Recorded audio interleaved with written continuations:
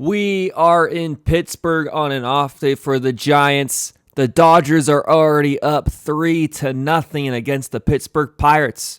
Mitch Keller on the mound, struggling. Last 3 games have not been good. We'll go over that in a little bit. Shohei Ohtani is on at the plate, and it's 2 outs. So we're going to go over just a couple things here, especially with Mitch Keller. Just kind of analyzing a pitcher in the sense that I would as a pitching coach. With some basic stuff that we can work on to basically get us through the rest of the season and have a better year. And there are a couple things that I'm going to go over in the last part of this episode with a PowerPoint. And we have a first sponsor. So let's get into it. Just some basic fun stuff here. Let's start with Ohtani, the greatest player to play the game right now, if not ever. So here we go. We got a pitch that's kind of right down the middle on a 1-1 count. It's an okay pitch. All right. It's a changeup, 93 miles per hour. That's actually kind of crazy. I cannot even throw 90 for my fastball. Anyway, not about us. Gets it through the middle for a base hit to keep the inning alive. Now, pitchers, what we need to do is basically pitch the next batter the same way we did when there was no runners on. Don't make mistakes, okay? So 1-2 count here. Andy Pages is now up. We're looking for the ball up, okay? We got a fastball. It's kind of up. It's in the zone. 1-2 count. He was actually really on it, timed up very well. Line drive. It's not a bad pitch. It's a 4-seam fastball, 93. How is it that a 4-seam fastball is 93 and a changeup is 93? There are some things going on. This is what I wanted to point out too. So we got a line drive, okay? Ohtani was running on this play, so he is going to be easily at third. Runners on first and third. Pitchers, what do? Doesn't matter. We got to keep pitching, keep going. Also, what I've noticed right around this point is that he is going to be on pitch 80, and it's the 4th inning. So that was something that was very important to me that I wanted to look into statistically. So we are going to go to the next batter, which is Freddie Freeman. 80 pitches, 1-0 count, okay? And also, this is his 3rd time up in the 4th inning. He's walked and he's got hit by a pitch. That's also very important, okay? Here we go. We want the pitch away. And he just puts it right down the middle of the plate on a 1-0 pitch. Freddie Freeman's going to hit that every single time. Hits it in the gap for a base hit. 4-seam fastball, 93 miles per hour. Okay. Again, what's going on here? So, runner scores. They extend their lead. Also, the Pirates lose by 2 runs in this game. So, if you attack Ohtani, right, and you continue to pitch like you did to Ohtani, you might have gotten out of this inning with a runner left on first base. I get it. This lineup is absolutely insane. You're dealing with Ohtani. You're dealing with Pages, who has an incredible year this year. You're dealing with Freddie Freeman. You're dealing with Mookie Betts, with Max Muncy, with all of these guys. It's actually kind of ridiculous, okay? And also, don't forget about Kyle Tucker, all right? All these guys, it's hard. I know the Dodgers are literally impossible. I'm a little bit of a biased hater because I'm a Giants fan. Okay, so anyway, let's continue. They also the best player in the game. So we are struggling. Let's get to the next batter. It's Mookie Betts. He had an incredible at-bat. We are at 86 pitches.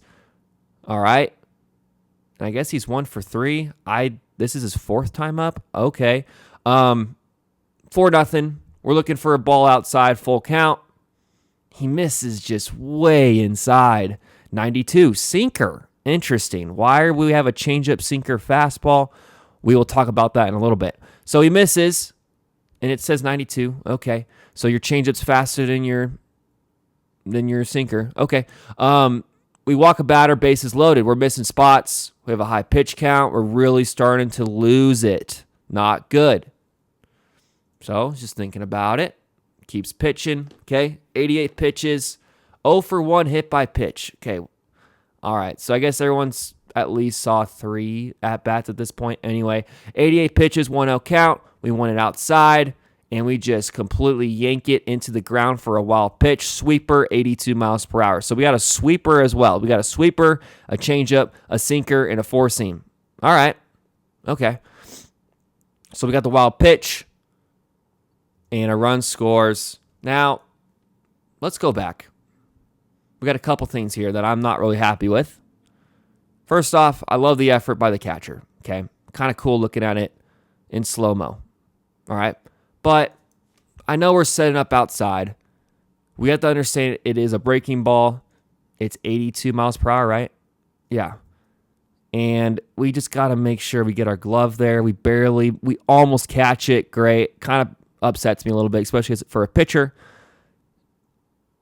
And we're just not really coming off the mound that hard. I mean, we kind of are. We'll go full speed because whoever's at third who scores, Andy Paez, he read it really well. He's just kind of jogging. There's not really a chance, no matter what. But there's really no effort from him right now. He's struggling mentally. It's all messed up. So that's basically all we're going through in this film with Mitch Keller. We got a lot of things we're going to go over with a PowerPoint presentation. This presentation is brought to you by House of Z, a media and branding company. And it is by someone that I know very well. So if you guys need any help with media or branding, please down in the comments, let me know. All right, so we got basically a few things to go over. The first thing is his last 3 games, okay? Here are the box scores, basically all lined up, and it's a total of 12.2 innings pitched, 24 hits, 18 earned runs, 8 walks, and 12 Ks. Not good. 18 earned runs in 12.2 innings pitched is not good at all. We need to figure out something, what's going on, what's basically been going bad with Mitch Keller this season so far. So we're going over some stats. We're going to start with walks per 9 because this is what I was really focused on because of the walks in this game. And walks per 9 is a stat that we're basically going to explain as for every single 9 innings pitched. For every game pitched, 9 innings, okay? That's a whole game. That's how a lot of stats are evaluated from pitchers with K per 9 and walks per 9. It's a rate, okay? So we look at 2023, 2024, and 2025.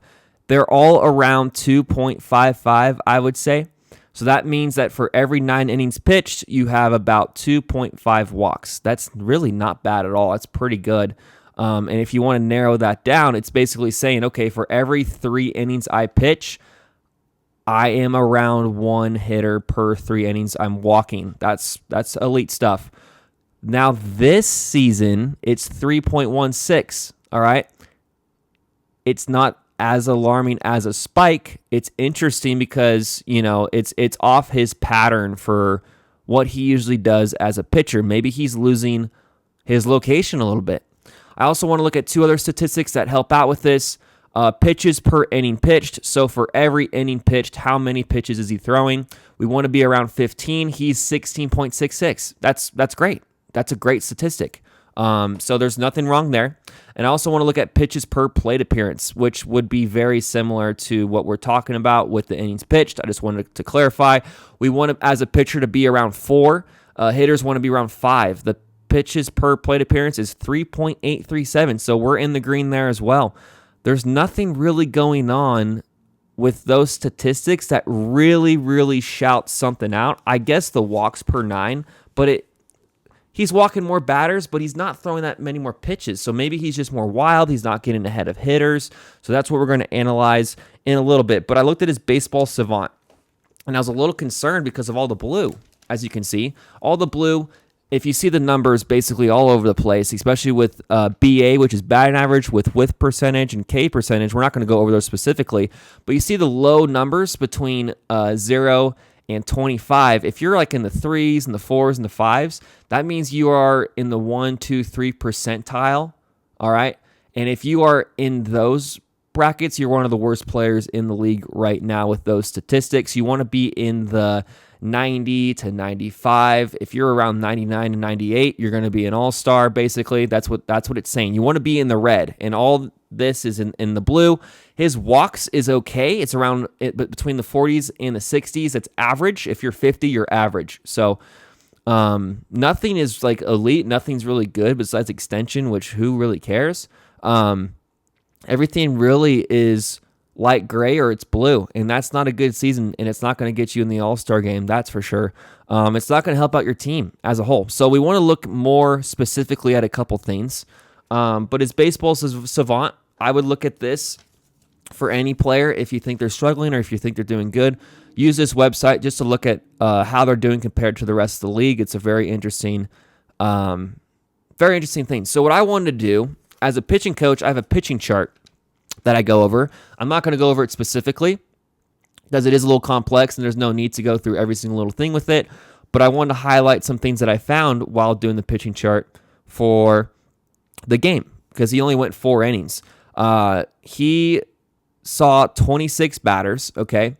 And we're doing it based on percentages for 4 different factors. We're going to go over 2 of them. The 2 that I'm going over is hitters who get on or get out in 4 pitches. So the goal for a pitcher is to pitch 4 pitches per batter. That's pretty basic. So I looked at the statistics of hitters who saw 5+ pitches because we don't want hitters to see 5 or more pitches in an at-bat. That's too much. You'll get full counts. You're battling off pitches. You're fouling stuff off. You're getting hits off of it. You're walking, whatever it may be. And for the Dodgers for this game, hitters who saw 5+ pitches, 46%. Okay? We want to be less than 30% for that statistic, and we're nowhere near it. 46% is almost half. Almost half of the hitters were seeing the ball well off of Mitch Keller. And we need to figure out why. Why are we doing that? So another statistic is first pitch strikes. We want to honestly be around 65% for high school level. I would argue it to be way higher, around 75 or 80% for the MLB. You want to throw first pitch strike. You want to be 0-1 on all these hitters, okay?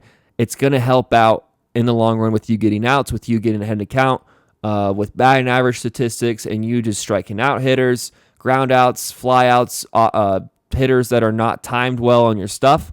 And if you're falling behind, they're going to start sitting on fastballs, 1-0, 2-0, 2-1 counts. And that's when all the damage happens. And this is what you kind of saw during this game. Not only was he getting behind, but he was missing spots. So first pitch strikes, he was at 58.3%. That's just not good enough at this level. You are going to throw 4 innings in a Major League Baseball game and allow 5 runs if you're throwing 58% of your pitches as first pitch strikes, okay? Of the first pitches in an at-bat as first pitch strikes, okay? So that was very, very interesting to me.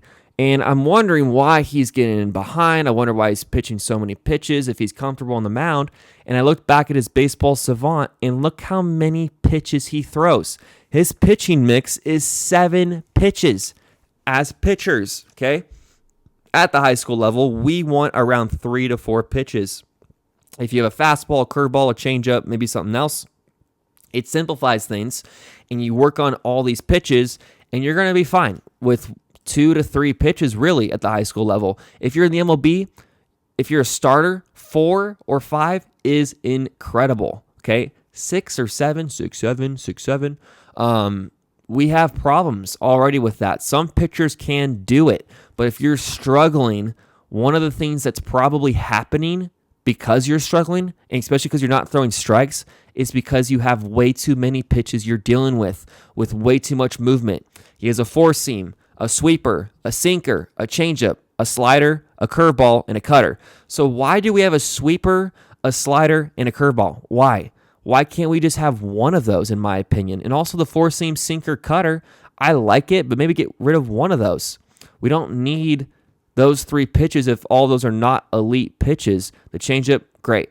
So what I would say for Mitch Keller to really dial it in for the next couple of appearances, maybe a 4-seam, a sweeper, a changeup, and maybe like either a sinker or a cutter. Really focusing on 4 pitches and trying to dial them in and perfect them to work on location and to work on getting batters off timing and getting them off balanced. I think 7 pitches is way too much. It complicates things, and it's not going to help him out in the long run.